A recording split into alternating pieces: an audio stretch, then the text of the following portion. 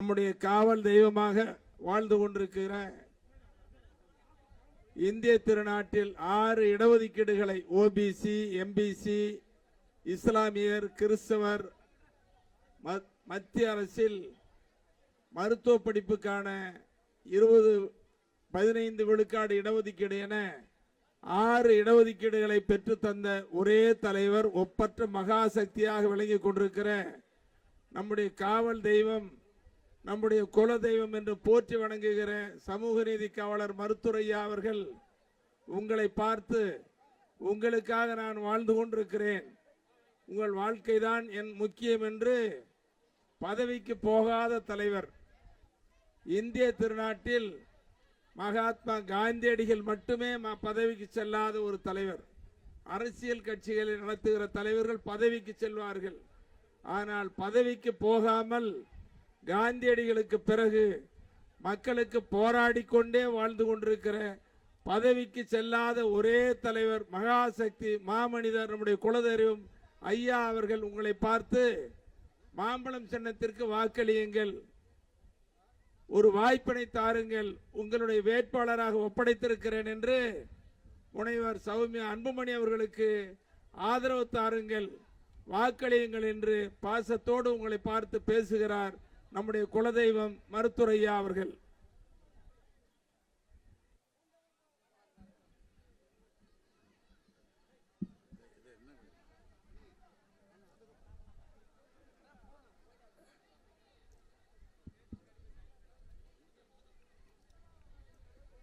பெருமைக்குரிய ஊர் கடகத்தூர், சிறப்புமிக்க ஊர் கடகத்தூர்.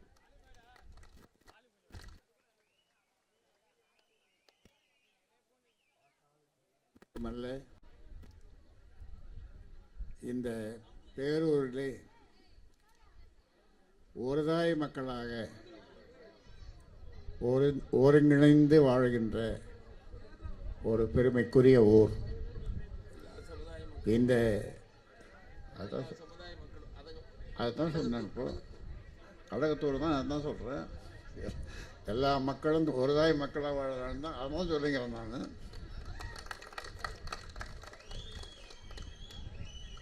நான் பல முறை இந்த ஊருக்கு வந்து பேசியிருக்கிறேன். ஆனாலும் இன்றைக்கு வாக்கு கேட்டு முனைவர் திருமதி சௌமியா அன்புமணிக்கு மாம்பழ சின்னத்திலே வாக்களியுங்கள் என்று கேட்க வந்திருக்கிறேன். ஒரு நல்ல கூட்டணி, தேசிய ஜனநாயக கூட்டணி,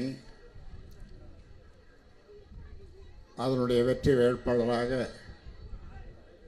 உங்களுடைய ஆதரவோடு அவர் வெற்றி பெற வேண்டும். அதற்காக உங்களை கேட்டுக்கொள்ள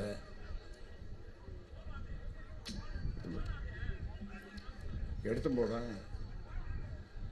வந்திருக்கிறேன். தேசிய ஜனநாயக கூட்டணியினுடைய வலிமை உலகளவில் ஒரு பெரிய தலைவராக, உலக நாடுகளுக்கெல்லாம் வழிகாட்டக்கூடிய ஒரு தலைவராக நம்முடைய பிரதமர் நரேந்திர மோடி அவர்கள் விளங்குகிறார். 3வது முறையாக அவர் வெற்றி பெற வேண்டும், பிரதமராக வேண்டும். 3வது முறையாக அவர் பிரதமராக வேண்டும். 400 நாடாளுமன்ற உறுப்பினர்கள்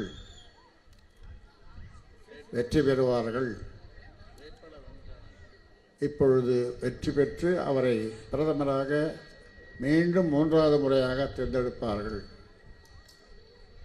என்று இன்றைய ஊடகங்கள் சொல்லுகின்ற நிலை, கணிக்கின்ற நிலை, உண்மை நிலையும் அதுதான். அந்த வகையிலே இந்த தருமபுரி நாடாளுமன்ற தொகுதி வெற்றி வேட்பாளர் திருமதி சௌமியா அன்புமணி அவரும் வாக்களித்து நம்முடைய பிரதமரை மூன்றாவது முறையாக இந்த நாட்டை ஆளப்போகின்ற பிரதமரை தேர்ந்தெடுக்க வேண்டும்.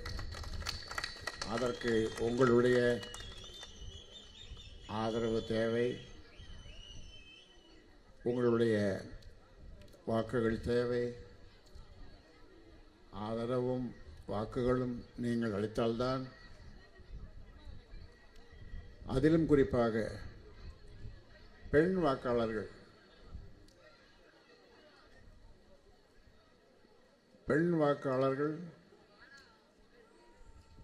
அதிகம், ஆண் வாக்காளர்கள் குறைவு. பெண் வாக்காளர்களாகிய நீங்கள் எல்லாம் மெஜாரிட்டிகள், நாங்கள் எல்லாம் மைனாரிட்டிகள். ஆண்கள் மைனாரிட்டிகள், பெண்கள் மெஜாரிட்டிகள். நீங்கள் நினைத்தால், பெண்கள் நினைத்தால் எதையும் சாதிக்க முடியும்.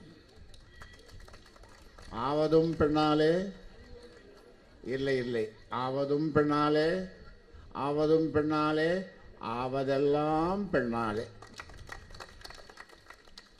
அழிவதெல்லாம் அதை நான் சொல்ல மாட்டேன். ஏன்னா இவங்கெல்லாம் கோச்சுக்குவாங்க. ஆக ஆக்கும் சக்தி,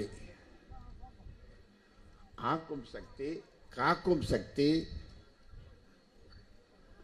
ஆக்கும் சக்தி மட்டுமல்ல, காக்கும் சக்தி மட்டுமல்ல,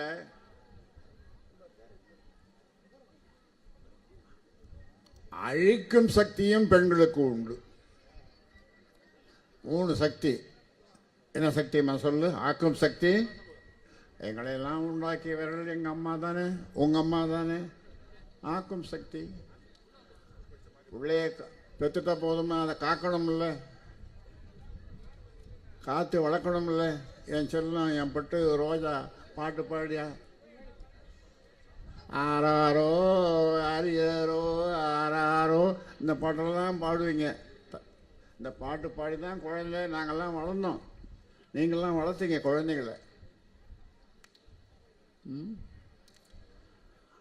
காக்கும் சக்தி அது. அழிக்கும் சக்தி, யார் என்ன தப்பு செய்தாலும், அவர் எப்படிப்பட்டவராக இருந்தாலும், அந்த அழிவை அழிக்கக்கூடிய மகாசக்தி யாருக்கு உண்டு? சத்தமா சொல்லு. ஆமா. ஆக இப்படி 3 சக்தி படைத்த நீங்கள், அதனாலே தான் உங்கள் தொகுதிக்கு ஒரு பெண் வாக்காளரை நிறுத்தியிருக்கிறேன். அவர் சாதாரண வேட்பாளர் அல்ல, நன்கு படித்தவர், டாக்டரேட் முனைவர் பட்டம் பெற்றவர். சரளமாக எந்த தலைப்பிலே பேச சொன்னாலும், ஆங்கிலம் தமிழ் எல்லாவற்றிலும் பேசக்கூடிய வல்லமை படைத்தவர் உங்களுடைய வேட்பாளர் சௌமியா அன்புமணி. அவருக்கு நான் இந்த கட்சிக்கு இதுக்கு போட்டேன் போடணும், தொடர்ந்து போட்டேன், வரேன், இதுக்கு போடுறேன், இதுக்கு போட்டேன். நீங்கள் எதுக்கு போட்டீங்களோ இது வரைக்கும், இப்போ ஒரு தரம் மாம்பழத்துக்கு போடுங்க. சர்வ வல்லமை படைத்த பெண்களே, ஆண்களே, ஒட்டுமொத்த சமுதாயமே, இளைஞர்களே, உங்களுக்கு இளைஞர்கள்தான் இந்த நாட்டினுடைய விலை மதிக்க முடியாத சொத்துக்கள். இந்த இளைஞர்கள், இந்த குழந்தைகள் இல்லை என்று சொன்னால் நாடு இல்லை. அதனாலே இந்த இளைஞர்கள் எல்லாம் நீங்கள் தொடர்ந்து மாம்பழத்திற்கு வாக்களிக்க பாடுபட வேண்டும் என்று இந்த நேரத்தில் கேட்டுக் கொடுக்கின்றேன்.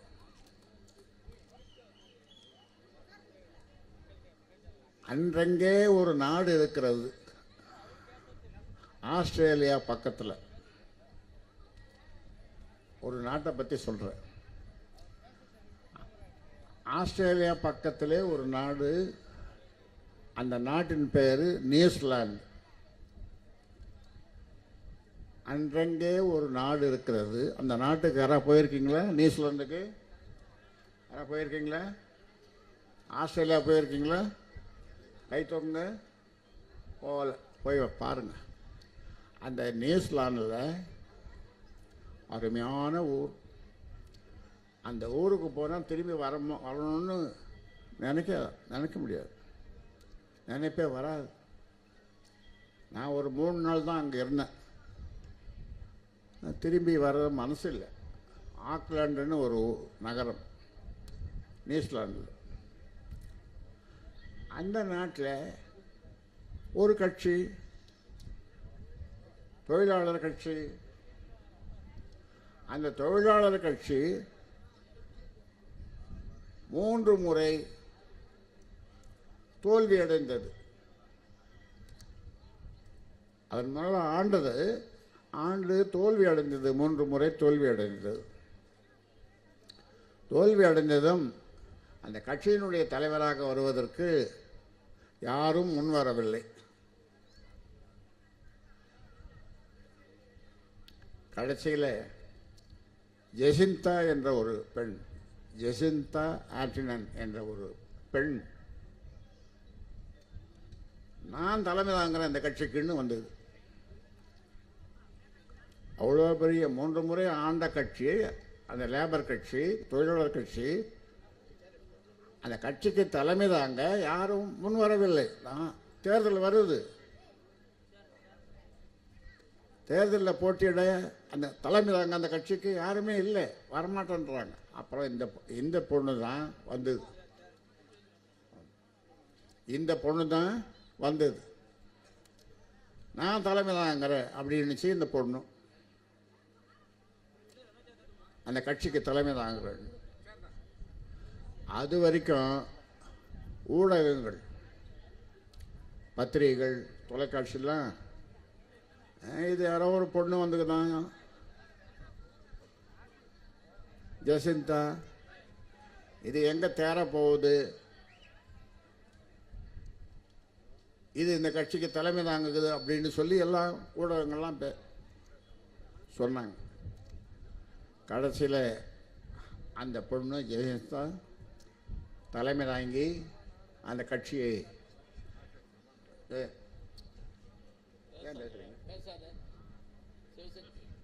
இங்கே வந்து பேசுனீங்க. நான் எங்கே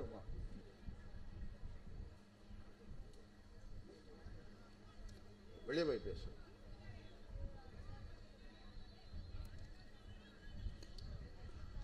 அந்த பெண்ணு நான் இந்த கட்சிக்கு தலைமை தாங்கன்னு சொல்லி வந்தது. இந்த ஊடகங்கள் கண்டுகொள்ளவே இல்லை. இதே யாரும் பொண்ணு வந்துக்குது, யாரும் வரல, அந்த கட்சிக்கு தலைமை தாங்க அப்படின்னு சொல்லி எல்லாம் கிண்டல் அடித்தாங்க ஊடகங்கள், பத்திரிகைகள், டிவிலாம். அதன் பிறகு இந்த பெண்ணு வந்து தலைமை தாங்கி அது சொல்லிச்சு, நான் வந்தால் எல்லாருக்கும் வீடு கொடுப்பேன், குழந்தைகளுடைய பிரச்சனைக்கு எந்த பிரச்சனைக்கும் என்ன விதமான பிரச்சனை இருந்தாலும் நான் தீர்வு காண்பேன். குழந்தைகள் அதே மாதிரி புகைக்கு நான் தடை விதிப்பேன். புகைப்பிடிக்கிறது அது குளிர் நாடு இல்லையா, புகைப்பிடிக்காமல் இருக்க முடியாது. அப்படி சொல்லிச்சு அந்த பொண்ணு.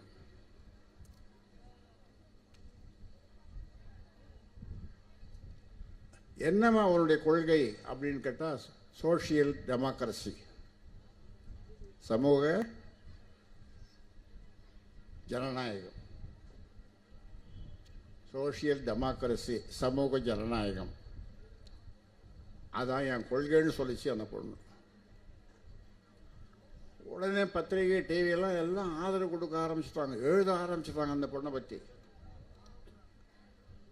கடைசியில் அந்த பொண்ணு முதலமைச்சராக வந்துடுது. இது பிரதமராக வந்துடுது. முதலமைச்சர் இல்லை, பிரதமர், அந்த நாட்டினுடைய பிரதமர். வயசு என்ன தெரியுமா? 37 வயசில் உலகத்தில் ஒரு பெண்ணு பிரதமராக வந்த நாடு அந்த ஜெசிந்தா நியூசிலாந்து 37 வயசு. ரெண்டாவது முறையாக அங்கெல்லாம் அந்த நாட்டில் 3 வருஷத்துக்கு ஒரு தேர்தல், இந்த தேர்தல் எம்பி தேர்தல். ரெண்டாவது முறையாகவும் அது தேர்ந்தெடுக்கப்பட்டது. அதுக்கு அமோக ஆதரவு. மூணாவது முறை ஏன் நடிக்கிறான், ஏதோ அடிக்கிறான் பாரு. வேட்பாளரை கூட்டின்னு வர்றதுக்கு பால் அடிச்சு தான் கூட்டின்னு வந்தோம். அவன் நிறுத்த சொல்கிறான், மோளை அடிக்காத வர சொல்லு. மூணாவது முறையாக தேர்தல்,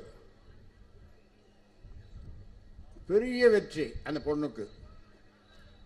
பிரதமர், மூணாவது முறையாக பிரதமர். நாலாவது அந்த பெண்ணு என்ன சொல்லிடுது, நான் இனிமேல் போட்டியிட மாட்டேன், என்னுடைய குழந்தை என்னுடைய குடும்பம் அதை நான் பார்த்துக்குவேன், எனக்கு இனிமே அரசியல் வேண்டாம், நான் தேர்தலில் போட்டியிட மாட்டேன்னு சொல்லிடுது அந்த பொண்ணு. இது ஜெசிந்தா. அவர் ஆட்சியில் இருக்கும்போது தான் அந்த நாட்டில் கொரோனாவே கிடையாது. கொரோனாவை ஒழித்த பெண்மணி. 37 வயசு. உலகத்திலேயே 37 வயசில் பிரதமரான ஒரு பெண் ஜெசிந்தா.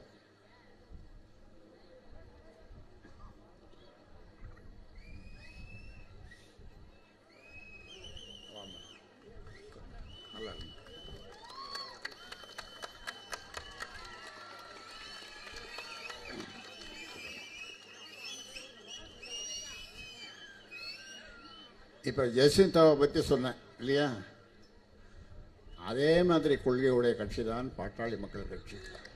சமூக ஜனநாயகம், சோஷியல் டெமோக்ரஸி. பாட்டாளி மக்கள் கட்சியினுடைய கொள்கையை ஏன் போவ தலையில் போட்டு கிடக்குறீங்க?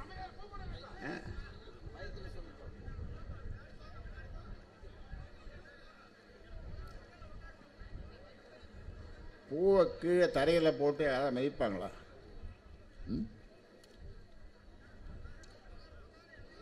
உட்காருங்க, அப்படியே உட்காருங்க. அப்படிப்பட்ட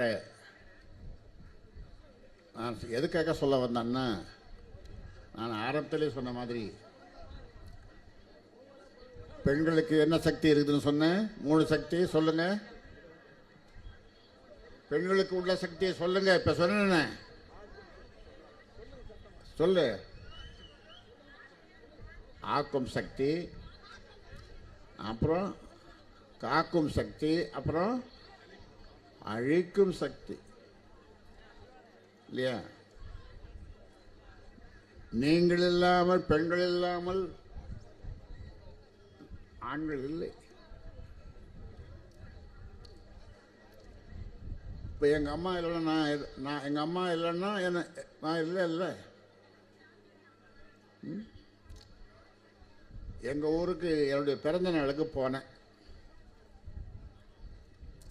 85 வயசு இப்போ எனக்கு. நான் பிறந்த ஊருக்கு போய் அந்த ஊர் மக்களை பார்க்கணுன்னு போனேன். அங்கே ஒரு மாதிரி ஒரு சின்னதாக ஒரு மேடை போட்டிருந்தாங்க. என்ன பேசணும் தெரியுமா? நான் என் தாயே, அம்மா, நான் 7 பிறப்பும் உன் வயிற்றில் யான் பிறக்க வேண்டும் அம்மா.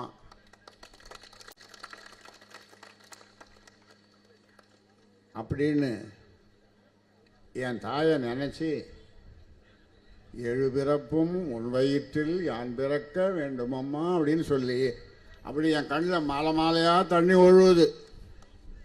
தலைவர் வந்திருந்தார் ஜி.கே. மணி. அப்போ தாய் இல்லாமல் நாம் இல்லை இல்லையா? உலகமே இல்லை. அதனால் பாட்டாளி மக்கள் கட்சி 10 பேர் போட்டிடுறோம். பாட்டாளி மக்கள் கட்சியின் சார்பாக தேசிய ஜனநாயக கூட்டணியில் மாம்பழ சின்னத்தில் போட்டியிடுறோம். 10 பேர், மொத்தம் 40 பேரில் பாண்டிச்சேரி சேர்த்து 40 பேரில் 10 பேர் போட்டியிடுறோம். பாட்டாளி மக்கள் கட்சி மாம்பழ சின்னத்தில். அதில் 10 பேரில் 3 பேர் பெண்கள். இந்த மாதிரி யாரும் செய்யலை. நாங்கள் எதை செய்தாலும் புதுமையாக செய்வோம், புரட்சிகரமாகவும் செய்வோம், மற்றவர்கள் பாராட்டும்படியாகவும் செய்வோம். எல்லாம் எதற்காக என்று சொன்னால் மக்கள் நன்றாக வாழ வேண்டும். இப்போ நீங்கள்லாம் பெண்கள் வந்திருக்கீங்க, பெண்களை பற்றி தான் பேசிட்டு இருக்கேன். ஆண்களும் இங்கே இருக்கீங்க. பெண்கள்லாம் நீங்கள் எல்லாம் விரும்புறது என்ன விரும்புகிறீங்க சொல்லுங்கள் பார்ப்போம். இந்த நாடு எப்படி இருக்கணும்னு விரும்புகிறீங்க சொல்லுங்கள். குடி இல்லாமல் இருக்கணும், அதானே? அதான், குடி இல்லாமல் இருக்கணும். ஏன்? அதனால தான் சொன்னேன் உங்களுக்கு 3 சக்தி இருக்குதுன்னு சொன்னேன். ஆனால் இந்த அரசாங்கம் அதுக்கு முன்னால் இருந்த அரசாங்கம் எல்லா அரசாங்கமும் தான் சாராய வித்து தான், சாராய கடையின் மூலமாக தான் வருமானம் அரசுக்கு வேண்டும். அந்த சாராயம் வித்த காசு அதன் மூலமாகத்தான் உங்களுக்கு நல்லது கெட்டது தான். நல்லது எதுவும் இல்லை, கெட்டது என்ன? சாராய கடை திறந்து வச்சுத்தான். ஊர்தோறும் சாராயக்கடை, தெருதோறும் கள்ள சாராய கடை. ஒரு டாஸ்மாக் கடை இருக்கும், அவன் ஒரு 5 கடையை தனியாக நடத்துவான். சந்து கடை அதுக்கு பேர் என்ன முத்துக்குமார்? சந்து கடை. ஆமாம், சந்து கடையில் சாராயம் விற்பாங்க. இப்போ நெப்போலியன் நீங்களும் சில பேர் படிச்சிருப்பீங்க, பிள்ளைங்கள் சில பேர் படிச்சிருப்பீங்க. நெப்போலியன் மிகப்பெரிய வீரன், வரலாற்றில் இடம்பெற்றவன் நெப்போலியன். இப்போ நம்ம நாட்டுக்கு நெப்போலியன் போய் வீரன் வந்திருக்கிறான். வீரன் ஏங்க அந்த பாட்டில் எடுத்துனா இல்லையா? வீரன் இருக்கா பாட்டில்? ஆமாம், அந்த பாட்டிலுக்கு பேர். ஏன்னா இவர்கள் தமிழை வளர்க்கிறார்கள். தமிழன்னையினுடைய பாதத்திலே இந்த வீரனை பாட்டில் வச்சு கும்பிடுறாங்க. இது நியாயமாமா? சொல்லுங்க. அநியாயம் தானே? ஆமாம். சாராயத்தை குடிச்சிட்டு வந்து வீட்டுக்காரன் என்ன பண்ணுறான்? இன்னடி சாப்பாடுது, இன்னடி கீரை கடைஞ்சிருக்கிற தூக்கி அடிக்கிறான். செவுத்துல போய் ஒரு தொட்டுக்கிறதுக்கு இது உண்டா, ஊறுகாய் உண்டா, அல்லது வேற ஏதாவது உண்டா?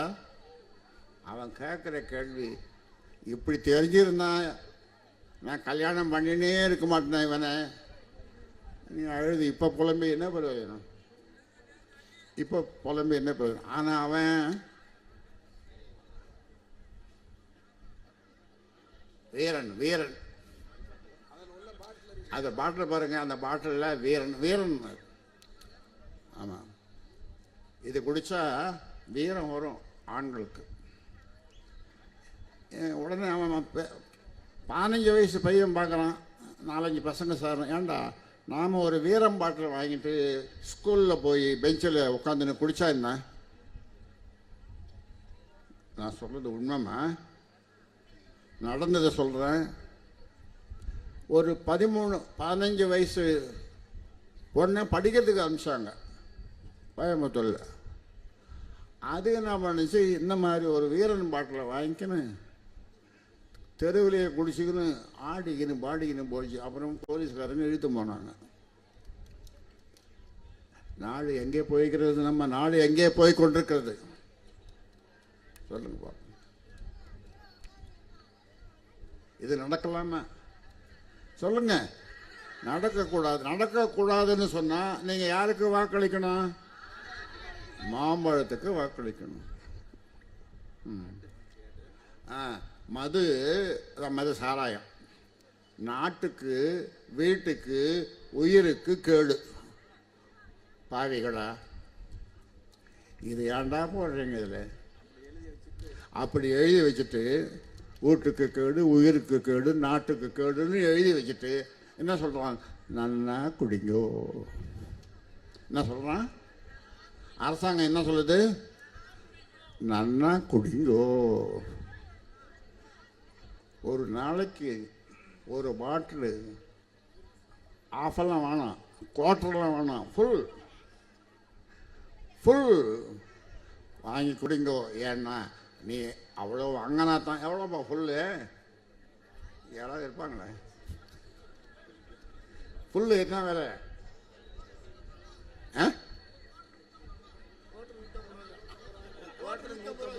குவார்டர் 150, ஃபுல்லு 600 ரூபா.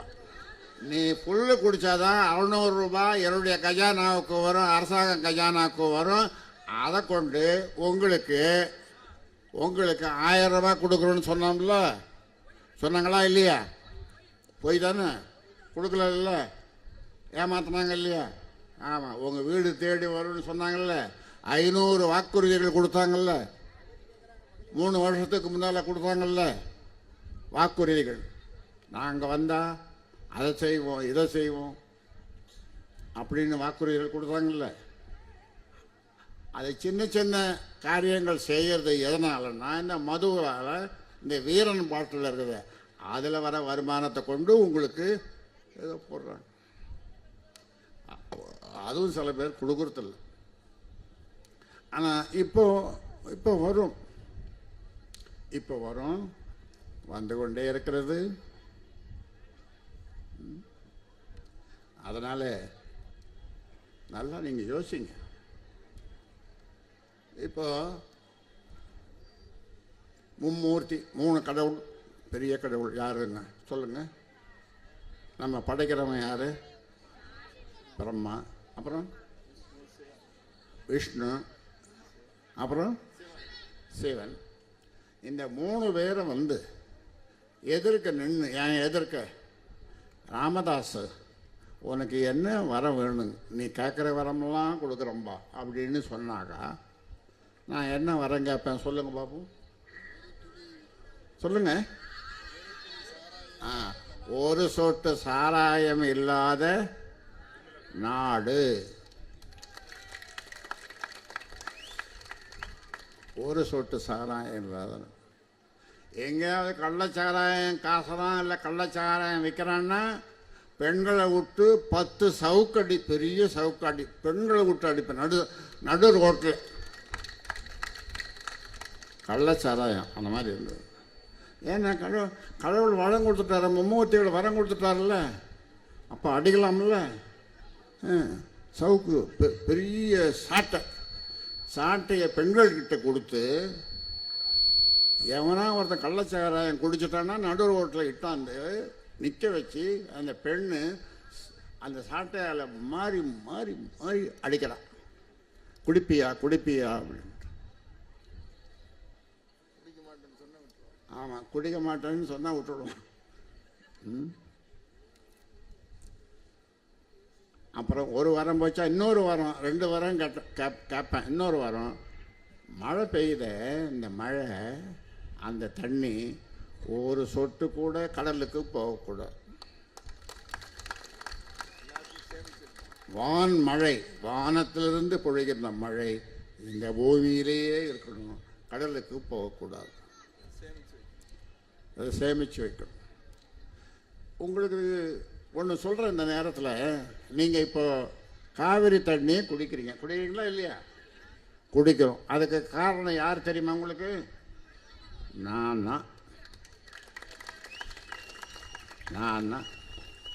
போராடி மனித சங்கிலி, தொப்பூர்லேருந்து ஓசூர் வரைக்கும் மனித சங்கிலி போராட்டம், எத்தனை போராட்டம். அப்புறம் கடைசியில் கலைஞர் அவருடைய நண்பர். அவர் என்ன பண்ணார், என் தொல்லை தாங்காமல் சரி ஒகேனக்கல் கூட்டு குடிநீர் திட்டம் கொடுக்குறேன் கொண்டு வரேன் அப்படின்னு சொல்லி ஜே.கே. மணி தலைவர் எழுதுறாங்க. இவர் எம்எல்ஏவாக இருந்தார். இப்போ 3 முறை எம்எல்ஏவாக இருக்காரு. இப்பவும் எம்எல்ஏ அவர். அவர்கிட்ட சொல்லி இந்த ராமதாஸ் போராட்டம் வேண்டாம், நான் தண்ணி கொடுக்குறேன் அப்படின்னு சொல்லி ஒகேனக்கல் கூட்டு குடிநீர் திட்டம் கொண்டு வந்தது என்னுடைய போராட்டத்தினால நீங்கள் தண்ணியை குடிக்கிறீங்க. ஆனால் சில ஊருக்கு வருது, சில ஊருக்கு வரமாட்டேது, அது கொஞ்சமாக வருது, போதலை இல்லையா? அதனால் 2வது கூட்டு குடிநீர் திட்டம் ஒகேனக்கல் கொண்டு வரணும்னு சொல்லி இப்போது போராடிட்டு இருக்கோம். இப்போ உங்கள் வருங்கால எம்பி முனைவர் சௌமியா அன்புமணி நீங்கள் தேர்ந்தெடுத்து எம்பி ஆக்கினீங்கன்னா இந்த திட்டம் காவிரி தண்ணீர் உங்கள் வீட்டு குழாயில், இப்போ சொல்கிறேன், உங்கள் வீட்டில் ஒரு குழாயை இப்போவே நீங்கள் தயார் பண்ணி வச்சுங்க. அந்த காவிரி தண்ணி உங்கள் வீட்டு குழாயில் கட்டாயம் வரும். ஒகேனக்கல் கூட்டு குடிநீர் திட்டம். அதனால் நல்ல திட்டங்களை எல்லாம் நாங்கள் கொண்டு வருகிறோம். சிப்காட் அவங்க சௌமியா அன்புமணி பேசும். இப்போ அது என்னென்ன செய்ய போகிறோம் அப்படின்றதுல பேசப்போகுது. அது அங்கே எல்லா ஊர்லேயும் போய் ஓட்டு கேட்டு வருது.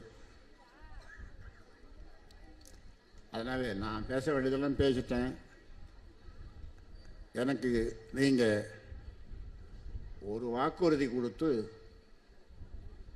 இங்கே நல்ல மகிழ்ச்சியாக போயிட்டு வாங்க அப்படின்னு சொல்லி ஒரு வாக்குறுதி கொடுக்கணும். என்ன வாக்குறுதி? மாம்பழத்துக்கு ஓட்டு போடுகின்ற வாக்குறுதி. ஆமாம்.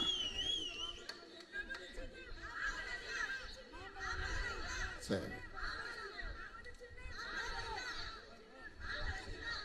உங்கள் வேட்பாளர் வெற்றி பெறணும், மாம்பழ சின்னத்தில் வெற்றி பெறணும். அதே மாதிரி நம்முடைய தேசிய ஜனநாயக கூட்டணியினுடைய மாபெரும் தலைவராக இருக்கின்ற 3வது முறையாக பிரதமராக போகின்ற மோடி அவர்கள், என் மேலே அவருக்கு அளவு கடந்த பிரியம். இப்போ சேலத்தில் வரும்போது கூட பார்த்தா அப்படியே கட்டி பிடிச்சிக்கணும். நாங்கள் 2 பேரும் ஒரு டிவியில் காற்று கூட போகாத அளவுக்கு 2 பேரும் கட்டி பிடிச்சிக்கணாங்க. அதனால் மோடியிடம் சொல்லி சௌமியா அன்புமணி இந்தந்த திட்டங்கள் மிக மிக மிக பிற்படுத்தப்பட்ட மாவட்டமான இந்த தருமபுரி மாவட்டத்திற்கு இந்த திட்டங்கள் கொடுக்கணும் அப்படின்னு சொல்லி அவர் ஆஃபீஸில் போய், பிரதமர் ஆஃபீஸில் போய் உட்கார்ந்து சண்டை போட்டு திட்டங்களை எல்லாம் உங்களுக்கு கொண்டு வரும். அதனால் நீங்கள் நம்பலாம். ஏனென்றால் எங்களுக்கு பொய் பேச தெரியாது.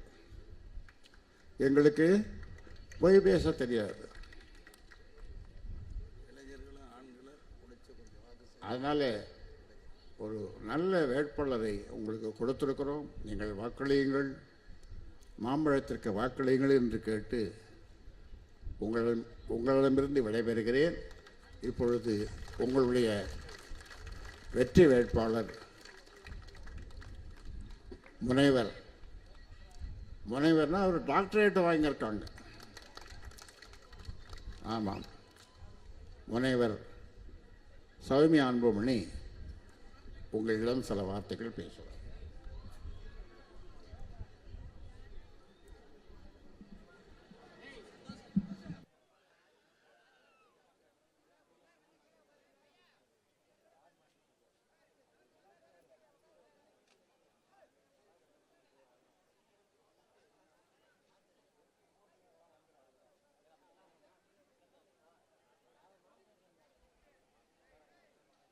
அனைவருக்கும் வணக்கம். மருத்துவர் ஐயாவின் பாதம் தொட்டு வணங்கி மாண்புமிகு பிரதமரின் ஆசி பெற்ற வேட்பாளராகவும் இந்த நேரத்தில் உங்களை சந்திப்பதில் மகிழ்ச்சி. ஐயா இவ்வளவு நேரம் நமக்கு ஒரு எழுச்சியான பாடங்களை கற்றுக்கொண்டிருந்தார்.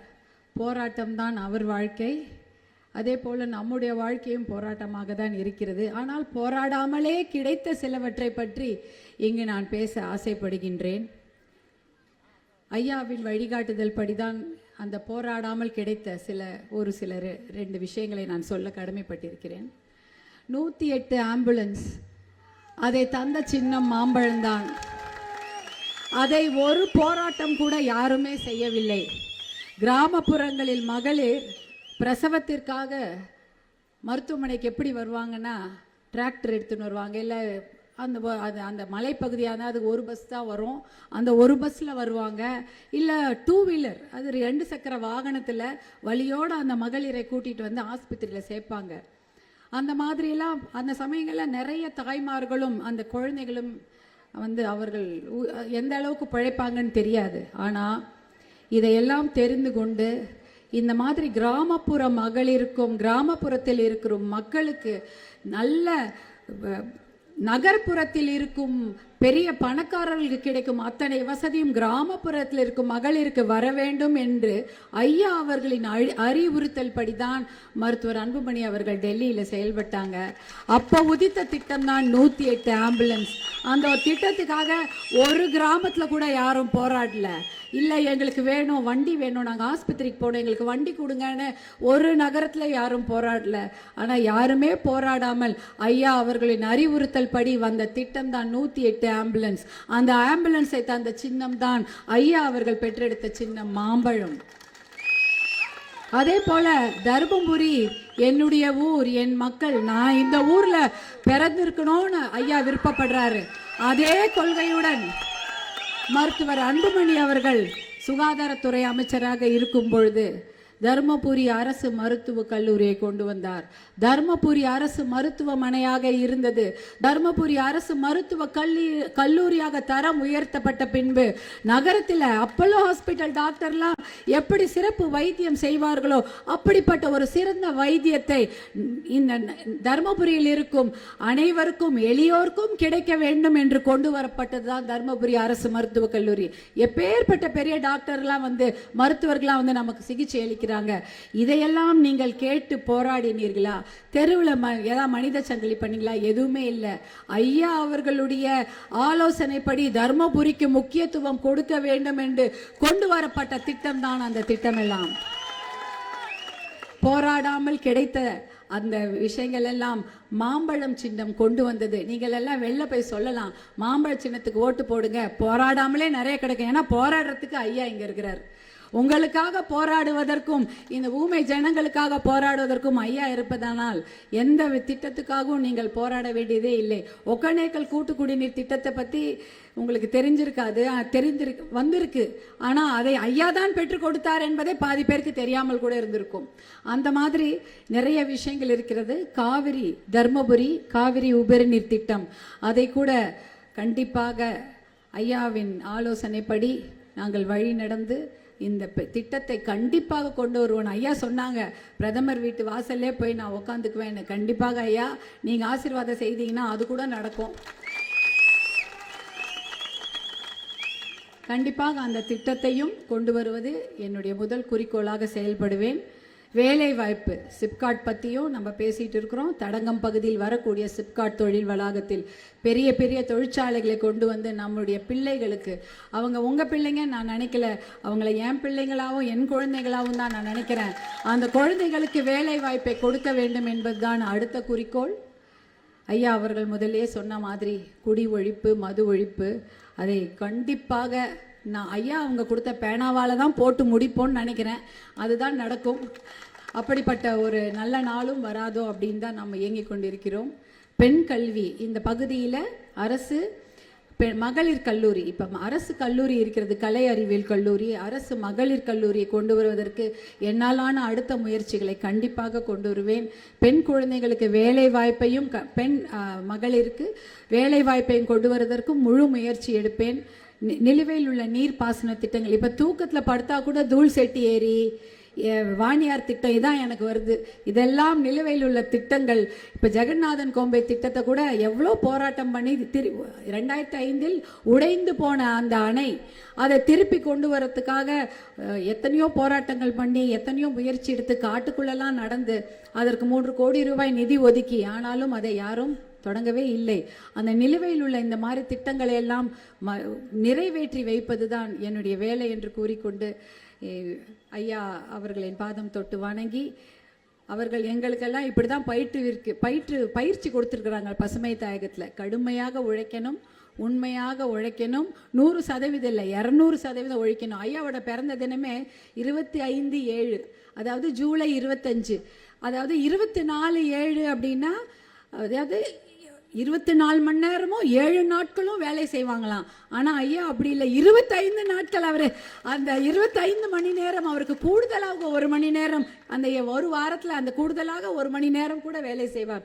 அப்படிப்பட்ட ஒரு மாமனிதரை ஐயாவுடைய வழிகாட்டுதல் படி எல்லா விஷயங்களையும் கண்டிப்பாக நான் செய்வேன். அதில் நான் உறுதியோடு இருக்கிறேன். எனக்கு வேண்டியதெல்லாம் நீங்கள் தரும் அந்த வாய்ப்பு தான். உங்களுக்கு சேவை செய்ய ஒரு வாய்ப்பு கேட்கிறேன். அதற்கு மாம்பழம் சின்னத்தில் எனக்கு வாக்களித்து வெற்றி பெற செய்யுமாறு அன்போடு பாசத்தோடு கேட்டுக்கொள்கிறேன். நன்றி, வணக்கம்.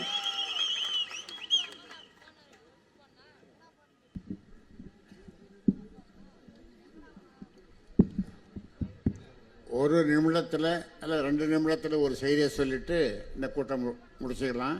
என்ன செய்தின்னா, அன்புமணி மத்திய அமைச்சராக, சுகாதாரத்துறை அமைச்சராக பதவியேற்கிறார். நானும் அந்த பதவியேற்புக்கு போகிறோம். நானும் என்னுடைய மனைவியும் போகிறோம். பதவியேற்பு விழா நடந்து முடிஞ்சிடுது. அன்புமணி சொல்கிறார், என்னுடைய ஆஃபீஸ், அவருடைய ஆஃபீஸுக்கு வந்து பாருங்கப்பான்னா எங்கள் 2 பேரையும் கூப்பிட்றார். சரி, நாங்கள் 2 பேரும் போகிறோம். போயிட்டு அவருக்கு ஒன்றும் புரியல. அவர், அப்பா நான் என்ன செய்யணும் அப்படின்றார். அந்த ஆஃபீஸ் உள்ள போனோம் நாங்கள் 3 பேர். அவர் என்னப்பா செய்யணும் நான் அப்படின்னு ஒன்றும் புரியல. அவருக்கு மகிழ்ச்சி ஒரு பக்கம், பயம் ஒரு பக்கம்.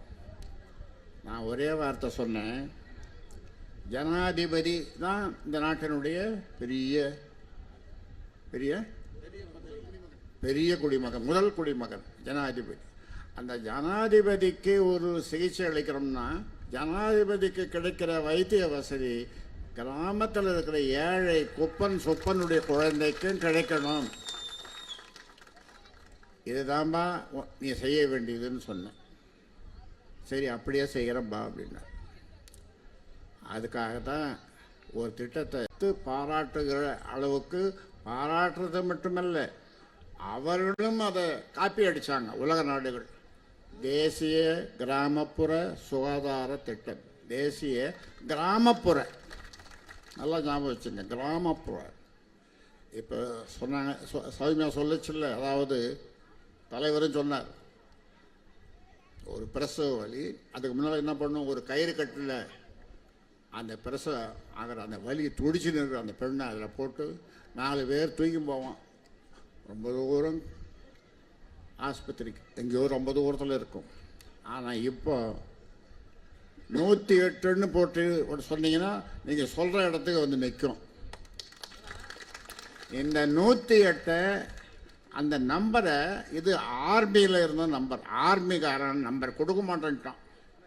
ஆர்மி இராணுவம் 108 நாங்கள் கொடுக்க மாட்டோம் அந்த நம்பர். அதை எப்படியோ போராடி, ஏன்னா போராட்டம் தானே எங்கள் கட்சியினுடைய வாழ்க்கை. அதை போராடி அந்த 108 ஆம்புலன்ஸ் நம்பரை வாங்கி, இப்போ 108 எங்கே பார்த்தாலும் 108க்கு ஃபோன் பண்ணால் எந்த நோயாக இருந்தாலும், பிரசவமாக இருந்தாலும், வேறு இருந்தாலும், பாம்பு கடி, அது இது, எந்த பிரச்சனை, இதெல்லாம் தேசிய கிராமப்புற சுகாதார திட்டம். இதெல்லாம் இன்னும் எத்தனையோ திட்டங்கள் சொல்லி மாளாது, அவ்வளோ நாங்கள் பண்ணியிருக்கிறோம், போராடி இருக்கிறோம். அதனால் நாங்கள் கேட்பதெல்லாம் 3 பழம். இந்த குழந்தைய 3 பழத்தையும் அந்த குழந்தைங்கிட்ட கொடுத்தோம்னாக்கா முதல்ல எதை எடுக்கும்? மாம்பழத்தை தான் எடுக்கும். மாம்பழம், அப்புறம் பலாப்பழம், வாழைப்பழம். இது முதல்ல இதுக்கு எடுக்கும் குழந்தைங்க மாம்பழம். என்னுடைய கொள்ளு பேத்தி 1 வருஷம் 1 மாதம் தான் ஆகுது. அது பேர் இகம். இகம் அது பேர் இகம். இப்போ கூட வந்து என்ன நான் ஊருக்கு போகிறேன்னு சொன்னேன், வந்து டாட்டா காட்டி போச்சு. இகம் அது அது யாருக்கு ஓட்டு போட போகிறேன்னா மேம் மேம் அதுவே இப்போ சொல்லுது. ஆமாம், அதுக்கு அது பிறந்த நாளுக்கு ஒரு தாலாட்டு பாட்டு பாடினேன் நான். தாலாட்டு பாட்டு எல்லோரும் கேட்டு ரசித்தாங்க. இங்கே கூட பாடுவேன் அதே பாட்டை. நான் நேரம் இல்லை. பாடுவா? ஓட்டு போடுவியா? மாம்பழத்தை போடுவியா?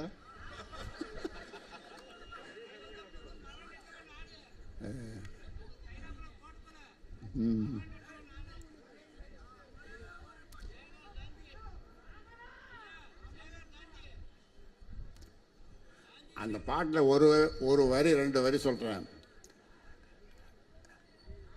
நான் பெண்களை நாயின்னுவாங்க. அதுக்கு முன்னால் ஓடி நாய் அப்படின்வாங்க. வீட்டுக்கு என்ன சொல்லுவான், மற்றவனும் சொல்லுவானுங்க நாய் என்று பெண்ணை நலிந்தோர்க்கு முன்னிலையில் தாயென்று காட்ட தமிழர்க்கு வாய்த்தவளே. தாயென்று காட்ட, நாயென்று சொன்னாங்க பெண்ணை, தாயென்று காட்ட தமிழர்க்கு தமிழச்சிக்கு வாய்த்தவளே அப்படின்னு அந்த பாட்டு வரும். ஆராரோ ஆராரோ ஆரிரரோ ஆரிரரோ ஆராரோ. சோலை மலரே ஸ்வர்ணத்தின் வார்ப்படமே. ஸ்வர்ணம்னா என்ன? தங்கம். காலை இளஞ்சூரியனை காட்டும் பளிங்குருவே ஆராரோ அப்படின்னு பாடினேன். இப்போ பாடுறேன். எதுக்கு பாடுறேன்? நீங்கள் உங்ககிட்ட மாம்பழத்துக்கு ஓட்டு போடணும்னு கேட்கறதுக்கு. நீங்கள்லாம் இந்த தாலாட்டு பாடி தானே உங்கள் குழந்தைங்கள வளர்த்தீங்க இல்லையா? ஆமாம், மாமன் அப்படி வருவான், உங்கள் மாமன் நம்ம ஏழை தாயை கூட என்ன பண்ணுவோம், உங்கள் மாமன் எப்படிப்பட்டவன் தெரியுமா, தங்கத்தேரில் வருவான், அதை கொண்டு வருவான், இதை கொண்டு வருவான், அப்படி. உங்கள் புருஷன்கிட்ட நீங்கள் என்ன சொல்லுவீங்க? தபார், என்னை பற்றி எது வேணாலும் சொல்லு, எங்கள் வீட்டை பற்றி ஏதாவது சொன்னீங்கன்னா நடக்கிறத வேற, அப்படி தானே சொல்லுவீங்க. வீட்டை விட்டு கொடுக்க மாட்டீங்க இல்லையா? நீங்கள் பிறந்த வீட்டை விட்டு கொடுக்க மாட்டீங்க. அதான் எங்கள் அம்மா வீட்டை பற்றி பேசினேன், அவ்வளோதான். அதனால் ஒரு தடவை நான் இது வரைக்கும் ஒரு 1 லட்சம் கல்யாணம் பண்ணி வச்சுருப்பேன் நான். என் தலைமையில் கல்யாணம். இந்த மாவட்டத்தில் எவ்வளோ கல்யாணம் பண்ணி வச்சுருந்தேன். உங்களிடம் நான் தான் பண்ணேன் பற்றியா? ஆமாம். அதில் ஒரு கல்யாணத்துக்கு நான் போயிருந்தேன். அந்த கல்யாணத்தில் என்ன மாதிரி ஒரு 80 வயசு தாத்தா ரொம்ப சந்தோஷமாக இருந்தார். எல்லாம் புது சட்டை புது வேஷ்டி எல்லாம் போட்டுக்கின்னு. அப்போ எங்கள் சட்டை ஒரு தடவை இதில் ஒரு பானையில் வச்சுருப்பாங்க சட்டை கிட்டலாம் எடுத்து போட்டுன்னு ரொம்ப சந்தோஷமாக இருந்தார். என்ன தாத்தா, ரொம்ப சந்தோஷமாக இருக்குங்க, இன்றைக்கி என் பெரிய குழந்தை வருது அப்படின்னு. இவருக்கு 80 வயசு, பெரிய குழந்தைக்கு என்ன வயசுன்னு கேட்டேன். அதுக்கு 60 வயசு. 60 வயசு, அது பெரிய குழந்தையா. எத்தனை குழந்தைங்க? எனக்கு 3 குழந்தைங்க இருக்குது. நடு குழந்தை, சின்ன குழந்தை. எப்படி? அதாவது தகப்பன்கள் தன்னுடைய பெண் குழந்தைகளை எப்படி சொல்லுவாங்க? இப்போ சொன்னேன். ஆமாம், அந்த மாதிரி பெண்களை போற்றுவோம், பெண்களை மதிப்போம். இந்த ஓட்டுக்காக இதெல்லாம் நான் பேசுறதில்லை. நீ இந்த எலெக்ஷன் இல்லைன்னாலும் எங்கே பேசினாலும் இதுதான் பேசுவேன். இந்த தேர்தல் ஓட்டு அது இது எல்லாம் இல்லைன்னாலும் இதைத்தான் நான் பேசின்னு வரேன். அதனால் உங்களுக்கு இது போதும்னு நினைக்கிறேன்.